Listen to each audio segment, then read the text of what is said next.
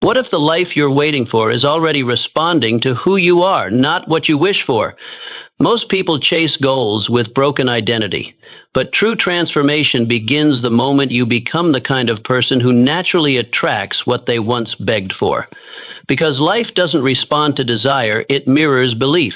Your habits, thoughts, and self-emission broadcast your frequency. Upgrade them, and the results change too. You don't get what you want, you get what you are. So become it now. In a few moments, I will teach you why changing your identity matters more than chasing your desires. Because you attract what you are. Your life mirrors your identity. You often ask, why don't I have what I want yet? But pause and ask something far more important. Who have I become in pursuit of it? The truth is, life doesn't give you what you daydream about. It gives you what matches your character. You can want wealth, love, power, peace, but until you become the kind of person those things gravitate towards, they will elude you. Your current results are a reflection of your internal thermostat, and that thermostat is set by your self-image. You don't rise to your ambitions, you fall to your standards. You may declare goals loudly, but your quiet self-beliefs still run the show. Your habits, your choices, your thoughts, they're all casting a vote for the kind of future you're heading toward. Imagine planting seeds. If you plant weeds but wish for roses, the soil won't obey your desire. It obeys your discipline. Your energy, not your intention, is what cultivates the harvest. So ask yourself, what am I attracting with the way I think, speak, and live? Have I become the type of person my dreams would chase? Transformation doesn't begin with the world around you. It begins with the world within you. Don't focus on having more. Focus on being more. You cannot outrun your self-image. You want success, but do you truly see yourself as successful? Because if your subconscious identity doesn't match your desire, you will sabotage your own ascent. This is why so many people win for a moment, then fall right back to their comfort zone. They haven't changed who they believe they are. You can train hard, read books, repeat affirmations, but if deep down you still view yourself as unworthy, life will echo that signal. You don't attract success by chasing it. You attract it by embodying the mindset, values, and actions of someone who already walks in it. Think of a rubber band. Pull it far and it will stretch, but let go and it snaps back. Your identity is that anchor point. Until it shifts, your life won't sustain change. You may get fit for a few weeks, earn more money for a few months, but then you'll retreat to what's familiar unless you raise the standard of who you are without those results. Ask yourself, who would I need to become to naturally live at the level I desire? What would that person think, do, believe? And am I willing to train myself into that image? Not just wish for a different outcome. You don't change your life, you change you, and the life follows. Desire without alignment is friction. Desire alone is not power. In fact, if it's misaligned with your identity, it can create frustration. You want to grow your income, build confidence, develop discipline, but these goals pull against the habits you've accepted for years. This creates friction, and friction leads to fatigue. Most people don't quit because the goal is too far. They quit because they haven't aligned internally to walk toward it daily. They don't believe yet. Picture an archer aiming for a bullseye. If the arrow is perfect, but the bow is twisted, the shot misses. You are the bow. Until you align your beliefs, intentions, and behaviors, no strategy will consistently hit the mark. Ask, where am I fighting my own self? What desires keep repeating but never manifest? What part of me is resisting the very thing I say I want? There is no substitute for internal alignment. When your actions echo your values, when your words mirror your belief, and your belief is rooted in vision, then success doesn't feel like struggle, it feels like gravity. The world reflects your vibration. Everything around you responds to you, not to the mask you wear, nor to the titles you've collected, nor even the words you speak. It responds to the invisible signal you emit, your vibration. That subtle energy, crafted in the furnace of your thoughts, beliefs, and intentions, radiates outward and sets the tone for what you attract. Life does not respond to appearances. It responds to essence. You may perform confidence, stand tall, speak with force, smile wide. But if beneath all that your soul trembles with self-doubt, if your mind echoes the fear of failure, the world will feel it. You may give with open hands, but if bitterness hides behind your generosity, your giving carries weight, not warmth. The universe reads between the lines. It listens to your frequency, not your language. The principle is ancient, yet often forgotten. You do not attract what you say, you attract what you are. You are a magnet, pulling people, opportunities, and outcomes that match your internal weather. If you dwell in scarcity, always thinking there's not enough time, not enough money, not enough love, you magnetize lack. But if you cultivate a mindset of abundance, trusting that more is always on its way, you begin to notice doors opening that you once thought were walls. Think of the people you've met who shift the atmosphere of a room just by entering it. They don't need to speak. Their very presence is a vibration. That is resonance. And it isn't manufactured, it's transmitted. Because everything in creation is built on frequency, and you are no exception. You are always broadcasting, so ask yourself honestly, what am I sending out into the world? Am I echoing trust or tension, expansion or contraction, power or passivity? Life isn't fooled by declarations, it listens to conviction. You don't need to speak louder, you need to align deeper. What you are being right now in this moment is shaping what you are receiving, not someday, not when you hit your goals, not when others approve, now. The vibration you hold is the reality you mold. Therefore, your task is not to strive harder. It is to tune yourself, refine your signal, let go of the mental noise and emotional clutter that scrambles your transmission. Begin to embody what you long for, not perform it, but become it. Walk as if peace lives in your bones. Speak as if your words plant seeds of power. Think as if your thoughts are brushes painting your future, because they are. And remember, life always mirrors back what you are, not what you pretend to be. So if you want more, be more. If you want love, radiate it. If you want opportunity, walk in expectancy. If you want respect, carry yourself like someone who commands it, not through demand, but through quiet certainty. This is the path of alignment, not effort, alignment. The world responds not to your hustle, but to your harmony. Tune yourself and the universe will play in key. You don't get what you pray for. You get what you prepare for. You say you want more peace, more money, more opportunity. But the question that echoes louder than any desire is this: are you prepared for it? For life does not deliver based on your prayers alone. It delivers based on your preparation. Your readiness determines your receiving. And until you understand that, you will keep asking for what you have not built the capacity to hold. There is a reason why certain doors remain closed, not because you are unworthy, but because you are unready. Life protects you from what you cannot yet sustain. To receive something prematurely is to risk destroying both the gift and yourself.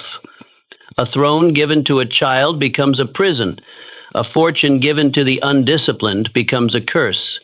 Blessings, when delivered to an unprepared vessel, turn into burden. Imagine a farmer. He kneels and prays for rain, but if his field lies unplowed, his seeds unsown, his soil unfortified, what happens when the skies finally open? Flood, chaos, ruin. The rain that was meant to nourish becomes the very thing that overwhelms. This is the truth most overlook. Preparation is faith in motion. To prepare for what you do not yet see is to tell the universe you believe it is coming, that you trust the timing, that you are serious about receiving. You say you want peace, but do your habits create space for stillness? You say you want abundance, but do your thoughts recycle scarcity? You say you want opportunity, but are you sharpening your skills in the dark so you're ready when the light finds you? Ask yourself, have I truly prepared for what I asked for? If success knocked today, would I be ready to host it? Would my character support the weight of influence? Would my daily disciplines preserve the fortune I claim to seek? Would my mindset, my humility, my integrity expand with success or collapse beneath it? Life is not a lottery, it is a mirror. And if you do not yet see what you seek, it is because you have more becoming to do. The universe is not punishing you with delay. It is preparing you through development. It is asking you to build the version of yourself who can carry the future you envision. Stop waiting. Start becoming. Become the kind of person who makes peace a lifestyle, not a request. Become the kind of person who manages small resources with excellence so that greater resources are safe in your hands. Become the kind of person who shows up early, stays late, learns deeply, and lives intentionally. For the one who prepares in silence, opportunity eventually knocks with thunder. For the one who trains in the shadows, success appears to be sudden. But nothing great is sudden. It is earned through the quiet work of readiness. It is forged in obscurity. Do not envy the man who rose quickly. Envy the one who built quietly, who grew roots before branches, who trusted that when his time came, he would not have to scramble. He would simply step into alignment. So today, prepare. Prepare as if the answer to your prayer is already on its way, because it is. But it will not stay unless you are ready to sustain it. Your preparation is your permission slip to destiny. Sign it with action, and you won't need to chase blessings. They will recognize you and stay. The unseen identity governs the visible life.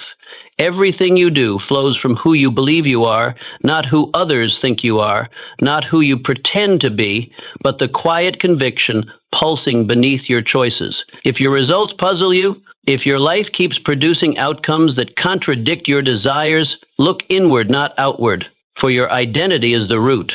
Your results are only the fruit. You may crave excellence, you may study, plan, hustle, and pray, but if your core identity still clings to mediocrity, to old labels, past failures, or the false humility of not enough, then your habits will sabotage your intentions. No matter how grand your goals, you will never rise higher than the ceiling of your self-image. You don't perform according to your potential. You perform according to your belief about your potential. This unseen identity, your self-concept, your deep-seated beliefs, writes the blueprint for your external life. This is why two people with the same education, the same opportunities, and the same starting line can produce drastically different results. One believes they deserve greatness. The other believes they must settle. The world will mirror whichever belief they broadcast. It is not arrogance to believe in your worth. It is obedience to truth. You were not made to shrink into the mold others created for you. You were built to grow into the vision placed inside you. Every time you limit yourself to the expectations of others, you betray your divine design. Picture a stage actor. They may wear the costume of a king or a pauper, but their performance follows the script they rehearse. And so it is with your life.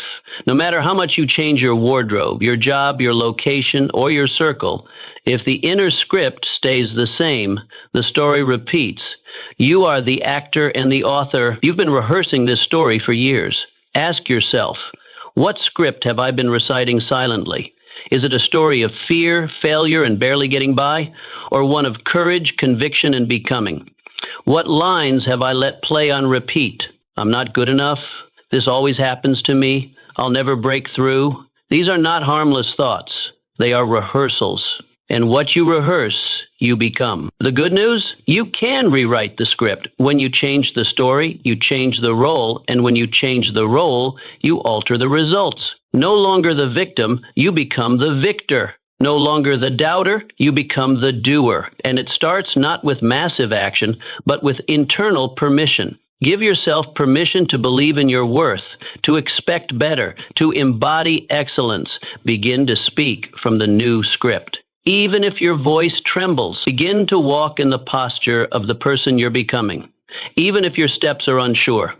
Identity precedes transformation. Behavior is only the echo. Begin within.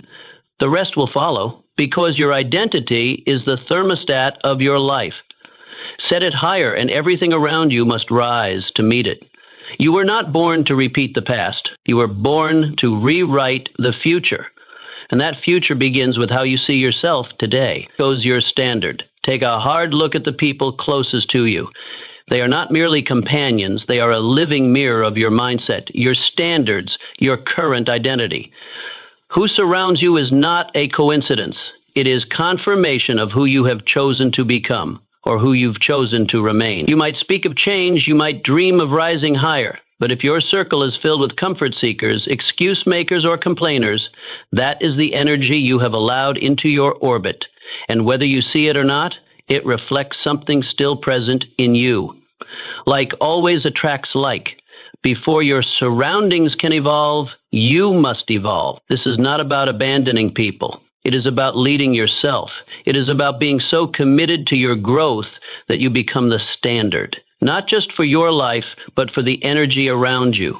When you raise your expectations for yourself, in thought, in speech, in behavior, others will either rise to meet you or fall away. Let them. Growth does not ask for permission. Imagine a fire. When it's weak, it draws little attention, but as it grows, it brings light. It radiates warmth. It commands presence, but it also drives away the shadows. That fire is your purpose, your vision, your becoming. Feed it, protect it, and let it purify your environment. Ask yourself, are my daily conversations building my future or binding me to my past? Do the people around me celebrate growth or retreat into comfort? Am I surrounded by those who reflect my highest self or my old self? Your environment is shaping you more than you realize. You may have ambition, but if your circle reinforces complacency, you will remain stuck. You need challenge. You need truth. You need people who see more in you than you sometimes see in yourself. So elevate your standards. Raise your internal frequency. The moment you do, the composition of your circle begins to shift. Some will feel the fire and be ignited. Others will retreat. That is not loss. That is alignment. When you become intentional about your inner world, the outer world responds. You won't need to beg for better relationships, better opportunities, or better energy. You will attract it by who you are. Choose your circle as if your destiny depends on it, because it does. The body responds to the mind's command. Your posture, your habits, even your energy, they obey your thoughts. You are not simply a body navigating this world. You are a mind transmitting instructions. And the body? It listens. Your walk shifts when you believe you matter. Your voice gains weight when you believe you're valuable. The body is not the commander. The mind is. Every single day, without realizing it, you are running script, silent commands that dictate how you behave, how you respond, how you feel. Whisper to yourself, I'm tired, and your spine bends, your breathing shallows, your ambition fades, but speak to yourself, I am powerful, and something ancient within you rises. Your chest opens, your back straightens. You move as if you belong because now you believe you do. This is not fantasy. This is biology. Your nervous system is a loyal listener. Your words become its signals. Your beliefs become its instructions. And it will shape your posture, your pace, your presence to match what it hears. You are sculpting your state with every phrase you repeat, whether consciously or not. Picture a soldier on the edge of battle. If his mind is filled with images of defeat, his hands tremble, his eyes lose focus. But if his inner voice declares victory, even in the face of fear, his body steadies, his senses sharpen, his courage awakens, his outer form bends to the will of his inner conviction. That same principle governs you. Ask yourself, what have I been commanding myself to feel? What have I been declaring through repetition? With my words, with my tone, with my expectations, because repetition is not just a teacher, it is a master sculptor. The thoughts you rehearse most become the blueprint of your being. You must become intentional with your inner dialogue. You must notice when you're reinforcing weakness under the disguise of honesty. I can't focus. I always fail. I'm not good enough. These are not mere observations. These are instructions. And your body complies. Change the input and the output transforms. Tell yourself, I am focused. Your attention sharpens. Declare, I always rise. Your energy increases. Say, I carry value. Your presence expands. The shift begins not outside but within. And as you shift, the world shifts with you. People respond not to the real you, but to the revealed you. And you reveal who you are by how you carry yourself. Speak defeat, and they see a defeated man. Speak strength, and they see a leader. It begins with a choice, not a loud one, but a consistent one. A whisper you turn into a ritual. I am ready. I am worthy. I am becoming. Keep saying it. Your body is listening. So is your destiny. You become what you tolerate. Your life is not built in the big moments. It is not shaped in applause or spotlight. It is built quietly, invisibly, in what you allow, excuse, and accept every single day. The small choices, the silent tolerances, the whispered justifications, these are the bricks of your becoming. Each time you let something slide that goes against your values, you are not simply compromising a standard. You are sculpting a self. You are writing a quiet contract with your future, promising less than your potential, and the tragedy is, you may not even realize it. This is the erosion of greatness, not through dramatic collapse, but through slow surrender, through the daily decision to tolerate what should be confronted, to excuse what should be corrected, to accept what should be challenged. You may say it's just one missed workout, just one more excuse, just one lie I told myself to get through the day, but repetition builds reputation, and reputation becomes identity. You are always teaching yourself what you value, teaching yourself what you tolerate, teaching yourself what you're willing to settle for. Think of a stone beneath a dripping faucet. One drop does nothing. A dozen drops seem harmless, but over time, that steady, constant drip carves a groove. It reshapes what once stood firm. That's what compromise does to your character. You don't become weak all at once. You fade. You dull. You erode. Not because you failed, but because you accepted what was easier, what was safer, what was less. Ask yourself, what have I tolerated so long that it now defines me? What boundaries did I once hold firm, but now blur because I was afraid of discomfort or change or judgment? What have I let repeat so often that it now feels like truth? Greatness does not arrive with a trumpet. It is not delivered by chance or inherited by luck. It is forged quietly, ruthlessly by the person who holds the line when it would be easier to lower it. IT is found in the man who gets up when no one would fault him for staying down, in the woman who speaks truth when silence would be more convenient, in the soul who does the hard thing, the right thing, the thing they promised themselves they would do, even when no one is watching, because that is the real test. Not how you act when the crowd is watching, but how you live when no one sees, when it's just you and your standard, you and your reflection, you and the vow you made in the silence. You are building a reputation with yourself every day, every moment. And that reputation is either reinforcing your worth or undermining it. You cannot fake greatness. You cannot shortcut it. You earn it, one refusal at a time. Refusal to excuse what you know is wrong. Refusal to tolerate what you know weakens you. Refusal to accept what you know is beneath you. Hold the line. That is where strength grows. That is where confidence is born. That is where integrity becomes identity. Your future is not asking for perfection. It is asking for consistency, for courage, for resolve, for a standard you do not negotiate. You may never control the outcome, but you always control the standard. So draw the line, hold the line, and watch who you become because of it. Your energy teaches others how to treat you. People don't just listen to your words, they read your presence. Before you speak a single sentence, your energy has already spoken volumes. Your body language, your tone, your boundaries, they all communicate who you are and how you expect to be treated. You cannot fake confidence, and when you try, the world senses the gap. If you walk timid, hesitant, unsure, you do not merely blend into the background.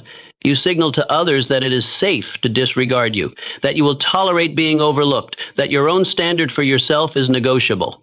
But if you walk with purpose, shoulders back, eyes steady, steps firm, you do not have to demand respect. You command it, not through force, but through alignment. Because your belief in yourself is palpable. It is not a shout, it is a signal. The world does not treat you as you wish to be treated. It treats you as you expect to be. And your expectations are revealed not through your words, but through your way of being. Your energy is your first language. Before trust is built, before connection is formed, people observe your frequency. They calibrate to your belief. They test the waters of your presence, and they mirror it back. Think of a lion in the wild. It doesn't need to roar at every moment to prove its power. Its stillness speaks. Its calm exudes dominance. Its lack of fear establishes territory. You must carry yourself the same way, not with arrogance, not with noise, but with an unshakable, rooted confidence. A quiet dignity that says, I know who I am, I honor myself, you should too. Ask yourself, what is my energy teaching others about me? What message do I send before I ever open my mouth? Have I been shrinking, dimming, apologizing for my own existence, and calling it humility? Have I mistaken playing small for being kind? Real humility is strength under control. It is power that does not need to flaunt. It is presence that does not need to chase validation. But it is never weakness. It is never self-erasure. It is never the absence of self-respect. Every day you are training others how to treat you. Through your boundaries, through your tone, through how you carry yourself in a room. If you allow disrespect, it continues. If you stay silent when your values are crossed, the silence becomes consent. If you look to others for permission, they will give you limitation. You must embody what you want to attract. You want honor? Walk honorably. You want respect? Speak and move as one who respects themselves. You want strength? Carry strength within first. This is not a game of pretending. It is a journey of aligning. Aligning with the truth of your worth, your dignity, your divine right to take up space. And when you align, you don't need to perform. You simply are. And people feel it. You attract what you embody. And if your inner world is strong, your outer world begins to reflect it. Opportunities change. Relationships evolve. Environments respond. Because the world doesn't lead you, it reflects you. Raise your energy, not through noise, but through depth. Not through ego, but through clarity. Let your very presence say, I am here with intention. I am not lesser. I do not shrink. I stand in truth. You do not need to demand, just stand. You do not need to prove, just be, and the world will notice. It always does. Your habits predict your future. Look not at your dreams, but at your daily rituals. Dreams are easy to speak. They sound beautiful. They inspire applause, but they cost nothing. Your real belief is revealed in repetition. What you do every day declares who you are becoming. More than any vision board or spoken goal ever could. You may say you want success, peace, love, or wealth, but your habits will tell the truth. Your routines are the evidence. They are the roots beneath the surface, and just like a tree, what grows tomorrow is already being shaped today. Every great life is built on small disciplines, not grand declarations, not emotional breakthroughs, not spur-of-the-moment inspiration, but quiet, consistent behaviors that compound over time. The invisible choices, the morning routines, the thoughts you rehearse, the boundaries you protect. These form the foundation. You attract what you prepare for, and preparation is never accidental. It is built into how you live. Your habits are either preparing you or preventing you. You say you want wealth? Then examine how you treat the resources you have now. Do you respect your money? Do you save? Do you invest in growth? Or do you squander what you call too little while dreaming of more someday? You say you desire peace? Then examine your relationship with stillness. When anxiety rises, do you sit in silence or do you flee into distraction, into screens, noise, or busy work? Peace is not found in the absence of conflict, but in the practice of presence. You say you want love? Then ask how you treat yourself when the room is empty. Do you speak kindly to your reflection? Do you forgive yourself? Do you hold yourself worthy of someone who is loved? Imagine a gardener. He wishes for oranges, dreams of sweet fruit, tells others of his future orchard, but he waters thorns, neglects the seed, and ignores the soil. His wish is irrelevant. His harvest obeys his habit. That is the reality of life. Your outcomes do not respond to what you want. They respond to what you repeatedly do. Desire is not enough. It must be partnered with discipline. Ask yourself, What patterns am I practicing? Are these rituals preparing me for the future I claim to desire, or are they sabotaging it in slow motion? Examine your mornings, examine your nights. How do you end the day? With gratitude, reflection, preparation, or with numbing, scrolling, and escape? Examine your speech. Do you speak as one who believes in the future you envision? Or do you casually speak defeat, doubt, and delay? Every small choice adds up. Every pattern is a vote for the identity you are building. The question is, are you casting votes for the version of yourself you want to become, or for the version you want to escape? The future is not written by fate. It is carved by repeated action. You do not get what you wish for, you get what you work for. And you work in the quiet routines no one sees. You want a new life, then you must choose new habits. And you must repeat them long enough that your identity catches up, because transformation is not an event, it is a shift, a becoming, one decision at a time. You do not need to change everything overnight, but you do need to start today. Small, specific, aligned. Want to become a writer? Then write daily, even badly. Want to become fit? Then move your body, even when it's inconvenient. Want to become financially free? Then study, budget, plan, even when it feels boring. Over time, the habits harden into identity, and your identity begins to speak louder than your doubts. So do not look too far ahead.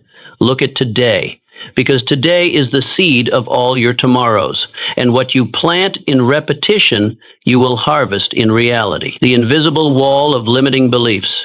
You may not see the prison, but you're living in it. It has no bars, no guards, no gates, only thoughts.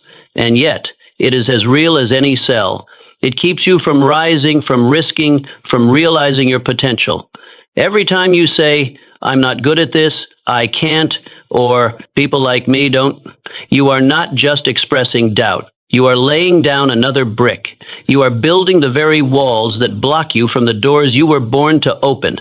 These walls are invisible, but their effects are undeniable. They limit what you try, who you meet, how high you reach. These limiting beliefs are learned. You weren't born thinking small. You were taught. Through experience, through repetition, through the fears of others projected onto your path. Teacher, a parent, a friend, a past failure. These voices echo in your mind, and over time they become your own.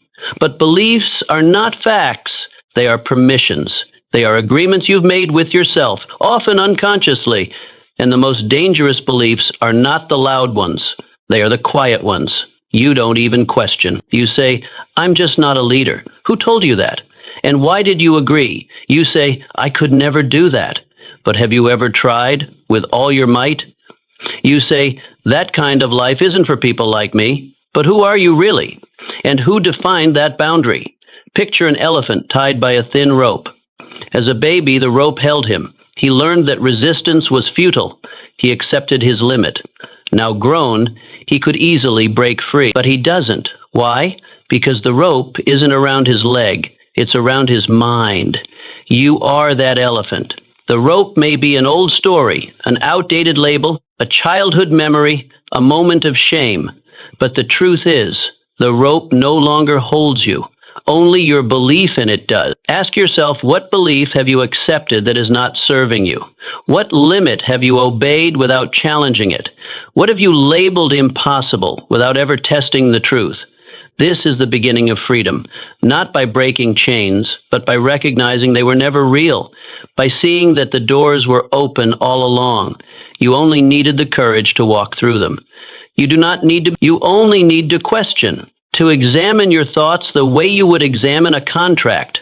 Who wrote this rule you're living by? And do you still agree? You must dismantle the beliefs that convinced you a lesser life was your ceiling, because nothing outside is stopping you, not the economy, not your past, not your background, only the inner story you keep repeating, and you are allowed to rewrite it. Want a greater life? Then raise the standard of your thoughts. Speak truth to your doubt. Say, I don't know yet, but I'm willing to learn. Say, this is unfamiliar, but I can grow. Say, I've failed before, but I am not a failure. Every time you challenge a lie, you remove a brick. Every time you act in spite of fear, you shake the walls. Every time you step toward growth, you loosen the rope. This is how you change, not by waiting for permission, but by realizing you were never truly bound. You were trained to stay small. But now you know. The prison was never outside of you. It lived in your beliefs, and belief can be rebuilt. So start today. Start with one thought you've always accepted but never questioned.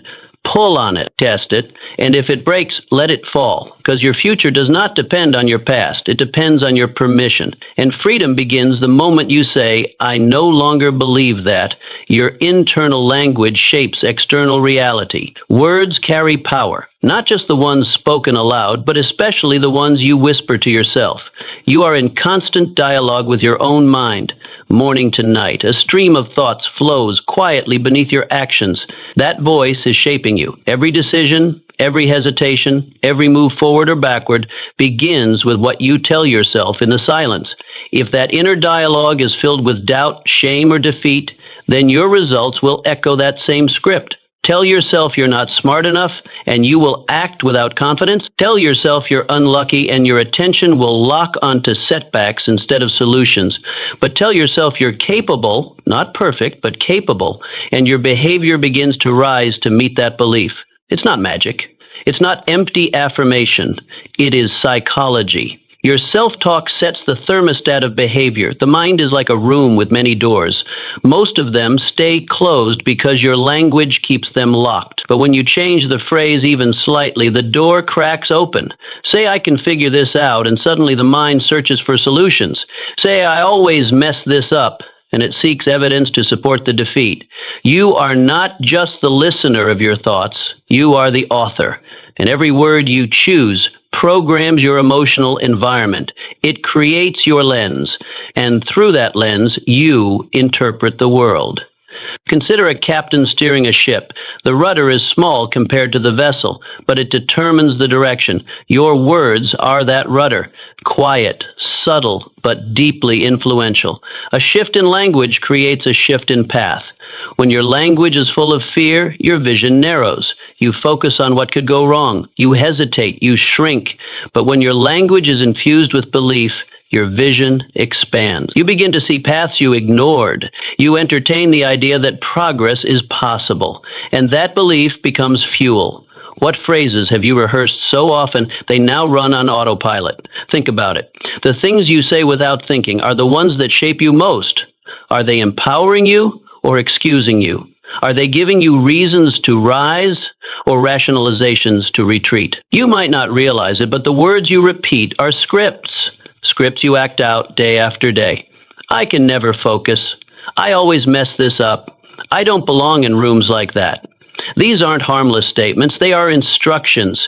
You give them to your mind, and your mind, ever obedient, follows them. But just as you've learned to speak defeat, you can also learn to speak power. You don't need louder motivation. You need cleaner language. Language that reflects truth, not fear. Words that clarify, not confuse. And once your mind starts to believe in a new narrative, your body will follow. Your behavior will adapt. Your habits will shift. This isn't about lying to yourself. It's about telling yourself a better truth, the kind that gives you energy instead of draining it, the kind that aligns with the future you want to build, not the past you want to escape. Begin here.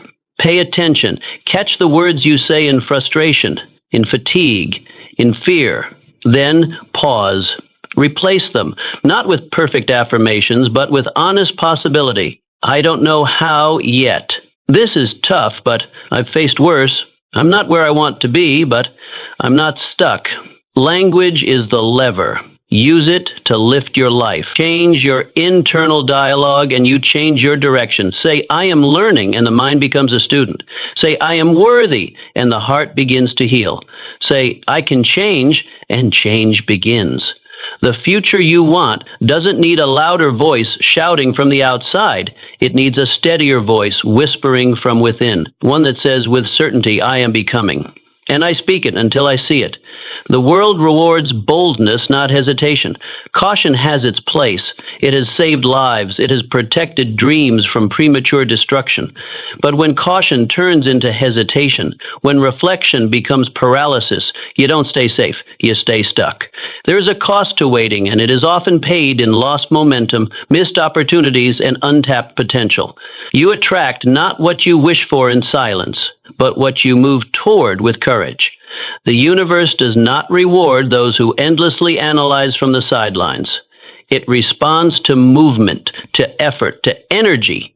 Momentum is magnetic. Action speaks a language louder than preparation ever could. You may be waiting for the perfect moment, the perfect plan, the perfect version of yourself, but perfection is a mirage. It moves as you approach it. Life was never meant to be mastered before it is lived. The most pivotal breakthroughs happen not in moments of certainty, but in moments of decision. You say, I'll move when I'm ready. But readiness is not a feeling, it is a decision. Boldness does not arise from having all the answers, and enough faith to adapt. Opportunities don't knock on hesitant doors.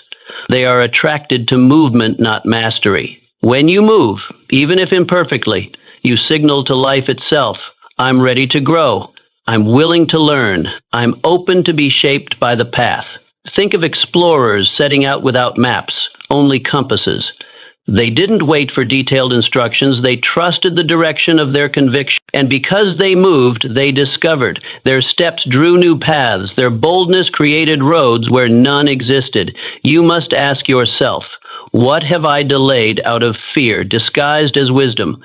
What goal, what leap, what relationship, what purpose have I postponed while pretending to be strategic or smart? The truth is, most delays are not about intelligence, they are about fear. The fear of failure, the fear of judgment, the fear of being wrong. But in the waiting, we sacrifice our window, and over time we train ourselves to doubt every urge for movement. Hesitation is not neutral. It sends a message to your mind, to your spirit, to the world. It says, I am not ready. I do not believe. I do not trust myself. And soon, others mirror that back. Opportunities shrink. Confidence fades. Life moves on without you. But boldness turns the tide. It doesn't just move you, it moves others. It attracts trust, invites collaboration, commands respect. Boldness says, I will learn in motion. I will grow on the path. I will trust myself enough to go, even if I don't feel flawless. You may stumble, you may make mistakes, but mistakes made in motion are lessons. Mistakes made in hesitation are regrets. The former leads to growth. The latter breeds resentment. So what would your life look like if you trusted your decision instead of doubting it into extinction? What would shift if you acted on your idea before it felt safe? What doors might open if you stepped into the room before the invitation was formal? The world respects action, not noise, not theory, not endless preparation, but the simple, courageous act of stepping forward, even if you shake, even if your voice trembles, even if you only know the first step. Your momentum is waiting for your movement. The next chapter of your life isn't written by chance, it is written by choice. So choose motion, choose trust, choose boldness, because the moment you do, the tide shifts, the path appears, the world responds, and the life you've been waiting for begins to wait for you. Step forward, even if it shakes. Self-respect is the root of attraction. You cannot demand from the world what you deny to yourself. Respect, love, trust. These are not gifts granted by others. They are mirrors reflecting what you have cultivated within. If you walk through life hoping for others to treat you well, while you speak to yourself with judgment, neglect your own needs, and compromise your worth, you will find yourself in a constant state of disappointment. The world pays attention to your example. How you carry yourself teaches others how to treat you. When you walk in self-respect, you do not need to shout. You do not need to explain or beg. You radiate a quiet authority, one that sets the tone, one that makes it clear, this is a person who values themselves. That energy cannot be faked. It is felt, and it shifts the room. It repels the unworthy, those who would take advantage, those who seek to diminish. And it attracts the aligned, those who honor, uplift, and see you clearly. Imagine a house built on a shaky foundation. It may look fine on the outside. It may even stand through small storms, but eventually the cracks reveal themselves. Pressure exposes the weakness. That's what happens when we demand respect from the outside while denying it within. But consider a house with a strong foundation. It doesn't fear the storm. It stands firm because it was built right. Your self-respect is that foundation. It is what holds you steady when life tests your boundaries, your worth, your resolve. And self-respect is not given, it is earned. Earned by keeping promises to yourself, by showing up even when no one else is watching, by refusing to shrink or bend to be accepted. It is forged in moments where you choose discomfort over self-betrayal, where you say, I matter, not through words, but through action. When you honor your time, you teach others to do the same. When you uphold your values, you filter out those who cannot meet them. When you set standards and enforce them, you create a life that reflects who you are, not just what you're willing to tolerate.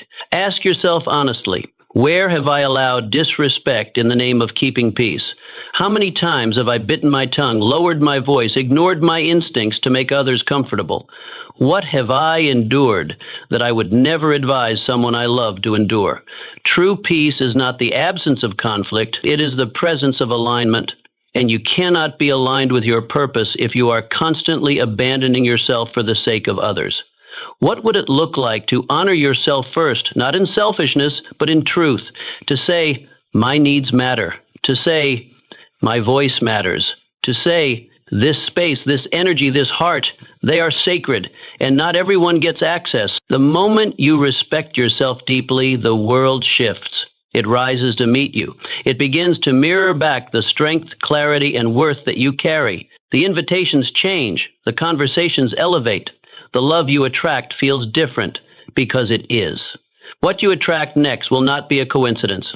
It will be a reflection, a result of the new standard you've set.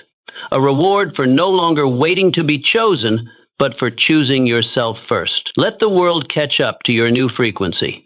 Don't rush to fill the silence left behind by what no longer fits. In that quiet space, something better is being drawn to you, not because you begged for it, but because you became it. Stand tall in your worth, not with arrogance, but with certainty, not to prove anything, but to protect everything you've built. You are not asking for too much. You are simply no longer available for too little. And what you attract next will be worth the wait. You are the standard you set. You keep hoping life will raise its offer, that if you just wait long enough, the right opportunity, the right relationship, the right breakthrough will appear. But life does not work that way. It does not reward passivity. It responds to clarity. And clarity begins with the standard you set. Every result in your life, the quality of your relationships, the depth of your peace, the success of your pursuits, is not a reflection of your intrinsic worth. Your worth is unquestionable. It is infinite. But your outcomes reflect what you've been willing to accept, what you've tolerated, what you've settled for in the name of convenience, fear, or fatigue. Raise your standards and everything begins to change. Not always quickly, but inevitably, because when your standard rises, so do your expectations. Your habits shift, your decisions become more aligned, and the world, seeing your unwavering stance, adjusts. You do not need permission to expect more. You do not need anyone else to agree with your desire for a higher quality of life. What you need is discipline, the discipline to demand more from yourself in your effort, your focus, your self-care, your words. The world will only offer what you've prepared to receive, and preparation begins with personal alignment. Standards are not loud proclamations. They are silent boundaries. They shape what you say yes to, and more importantly, what you refuse. They are the invisible lines that guide your daily choices, define your relationships, and protect your purpose. Imagine a king setting laws for his kingdom. Those laws are not suggestions. They are declarations of what is allowed within his gates. They define the culture, the behavior, the tone of the land. The same is true for you. You are the ruler of your internal kingdom. And the laws you set, the standards you uphold, tell the world what is acceptable in your space. You say you want loyalty, but tolerate dishonesty. You say you want peace, but keep inviting chaos. You say you want growth, but keep habits that pull you backward. That contradiction is not life's fault. It is a signal that your standard needs strengthening. Ask yourself, what have I lowered simply because I was tired of waiting? Where did I drop the bar in the name of being realistic, patient, or liked? What dreams have I downsized to fit the comfort of others? And more importantly, what would happen if I refused to drop the bar again? When your standard becomes excellence, mediocrity cannot survive in your space. It will be uncomfortable. Some people will leave. Some habits will resist. But that is the refining. That is the price of a higher life. You must be willing to hold the line, to look discomfort in the face and say, I'm not lowering myself to be accepted. I'm rising so I can lead. To feel lonely for a season so that you never again feel deluded for a lifetime. Setting a higher standard is not about being rigid. It's about being rooted. Rooted in your values, rooted in your worth, rooted in a vision of who you are becoming. And when that vision becomes more important than temporary ease, everything begins to shift. Your time becomes more protected. Your circle becomes more intentional. Your energy becomes more potent, because now everything is filtered through a higher lens. Let this be your turning point. Not with drama, but with decision. Quietly raise the bar, and then refuse to lower it. Let your new standard speak without words. Let it be seen in how you walk, how you speak, how you respond. Let it be felt by those who enter your space. Let it guide you through temptation, through fatigue, through fear. Because once you set a standard rooted in truth and reinforced by action, life cannot help but respond. The people around you change. The way you're treated changes. And most importantly, the way you see yourself transforms. And that, more than anything, is the true reward of a higher standard. You become someone you respect, someone you trust, someone you can count on. And that changes everything. The subconscious attracts what you feed it. You may not realize it, but your subconscious is always listening. It hears you when you speak with doubt. It hears you when you complain. It hears you when you say, I can't, I never, or it's too late. And more importantly, it believes you. But it is not moved by what you say once. It is moved by what you repeat. Repetition is its native language. Your mind is fertile ground. It doesn't judge what you plant. It simply accepts it. Then it multiplies it. So if you continually feed it thoughts rooted in fear, scarcity, and comparison, those become your lens. You start to see the world through a filter of limitation. You find reasons to hold back, to play small, to hesitate. And eventually, you live a life that echoes those thoughts. But if you shift your inputs, if you fill your mind with belief, with clarity, with gratitude, everything changes. You begin to imagine more, expect more, and act accordingly.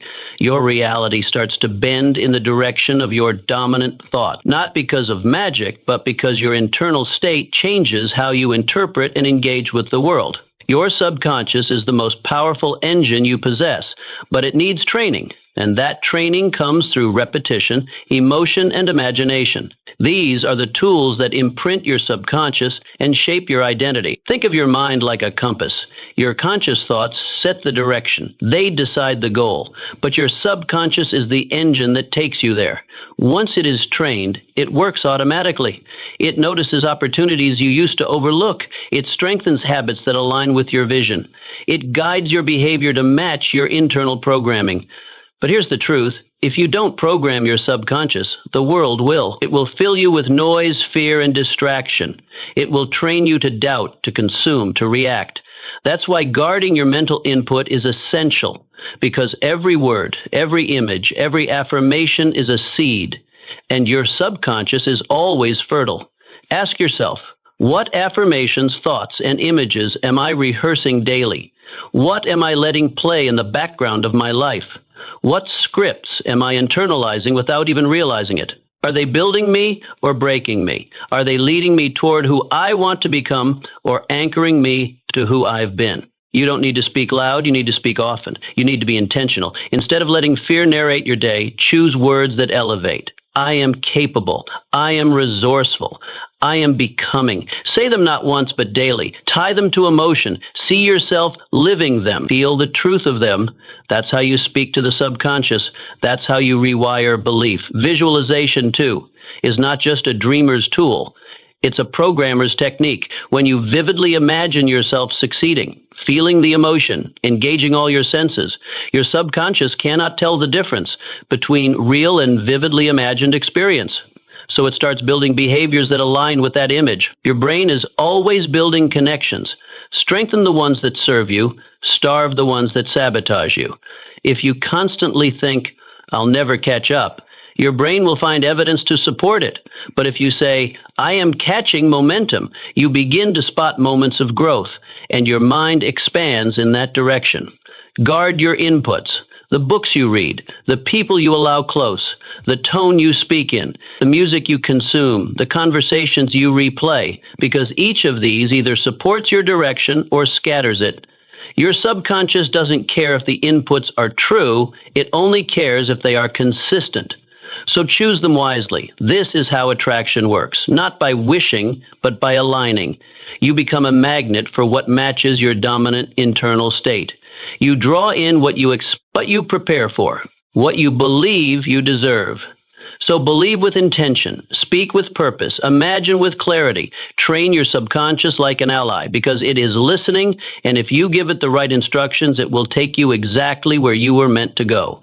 What you fear, you often invite. Fear is magnetic, not because it has power of its own, but because of the power we give it through repetition. What you constantly fear, you unknowingly rehearse, and what you rehearse, your mind begins to embody. You live as if it's already true, and in that way, you attract it.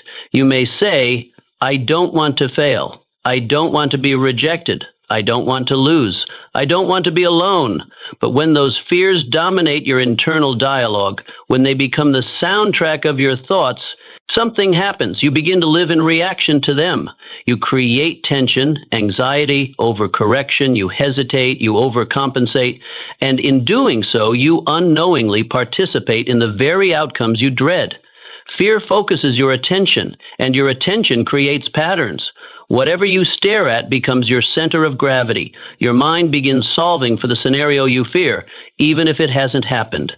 That focus shapes your decisions, your posture, your tone. It leads you to act not with intention, but with defense. And living in defense creates a life of limits. Imagine walking a tightrope, high above the ground. The rope is narrow but sturdy. The balance is within you. Yet your eyes are locked on the fall. Not on the rope, not on the finish line, just the drop. Every step you take is burdened with fear, and in focusing on the danger, you compromise your own stability. It's not that the fall is certain, it's that your focus rehearses it so vividly, your body responds as if it's happening now. This is how fear works. It pulls your future into your present and makes you live it prematurely. It hijacks your imagination and uses it against you. But here's the truth. Imagination is neutral. It will grow whatever seed you plant, and fear is just a seed, a thought, not a prophecy. Ask yourself, what fear have I given so much attention to that I'm now walking in alignment with it? Is it fear of failure that keeps me from trying? Fear of rejection that makes me stay silent? Fear of loss that keeps me from loving fully? And now ask, what would change if I focused on the desired outcome instead? What if my imagination rehearsed victory, not defeat? Connection, not rejection? Progress, not loss? You don't have to eliminate fear to rise, but you must choose where you stare. You must decide what gets your energy, because attraction obeys your dominant emotions. If anxiety rules your mind, you attract chaos. If peace becomes your anchor, you attract clarity. If confidence becomes your fuel, you attract momentum. Shift your gaze. Fear may be in the room, but it doesn't have to sit at the head of the table. Let belief take that seat. Let hope speak louder. Let your thoughts dwell on what could go right. Let your actions be guided not by avoidance, but by aspiration. This shift isn't denial, it's discipline. It's choosing to use your mental energy to build rather than brace, to move rather than freeze, to expect rather than dread. Fear will always exist. It is respect rather than dread. Fear will always exist. It is a natural companion of growth, but fear doesn't have to lead. You are not a servant to it. You are the master of your focus. And when you shift that focus, when you fill your vision with your highest intentions, you begin to walk in alignment with a different outcome. One shaped by desire, not by dread. One built through belief, not bracing. So guard your attention. Protect your inner spotlight. Don't let fear steal the stage. Rehearse the finish, not the fall. And watch how your energy and your outcomes begin to follow suit.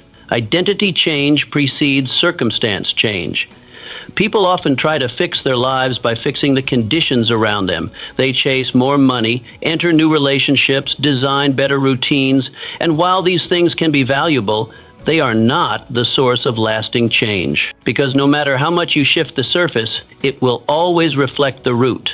And the root is your identity. You cannot rise beyond the level of self you are loyal to. If you believe you're someone who always struggles, who is undeserving, who is stuck, then no matter what changes around you, you will find a way to return to that identity. Because the subconscious demands alignment. It pulls you back to what feels familiar, even if what's familiar is failure. So real transformation doesn't start with behavior, it starts with becoming.